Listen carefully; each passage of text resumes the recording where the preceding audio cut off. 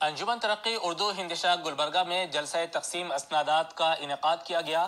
اردو تحریری، تقریری، بیت بازی اور غزل سرائی میں کامیاب طلبہ کو ایوارڈ سے سرفراز کیا گیا۔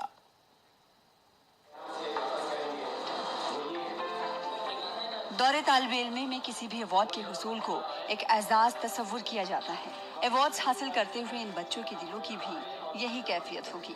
ہائی اسکول سے لے کر پی جی سطح تک کے 300 طلبہ نے اردو تحریری، تقریری، بیت بازی اور غزل سرائی میں مقابلوں میں حصہ لیا تھا۔ 60 طلبہ ایوارڈز کے مستحق قرار پائے۔ مجھے بے حد خوشی ہوئی کہ میں اس پرنور محفل کا حصہ بنی اور مجھے انعام اول سے نوازا گیا۔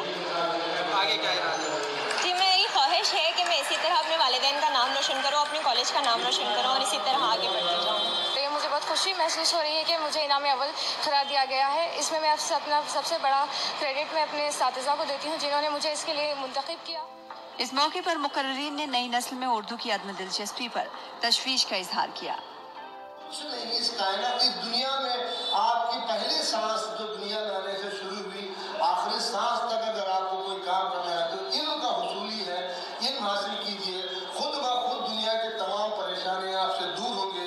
فکر کے ساتھ میں یہ بھی کہوں گا کہ یہاں پر جو لڑکے جو طالب علم ہیں وہ اس میدان سے پیچھے ہٹ رہے ہیں، اس کے لیے میں چاہوں گا کہ انجمن ترقی اردو آگے آئے اور نوجوانوں میں خاص کر وہ شعور پیدا کرے۔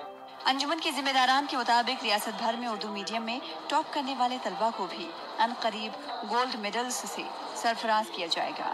ای ٹی وی نیوز کے لیے گلبرگہ سے جواد میر کی رپورٹ۔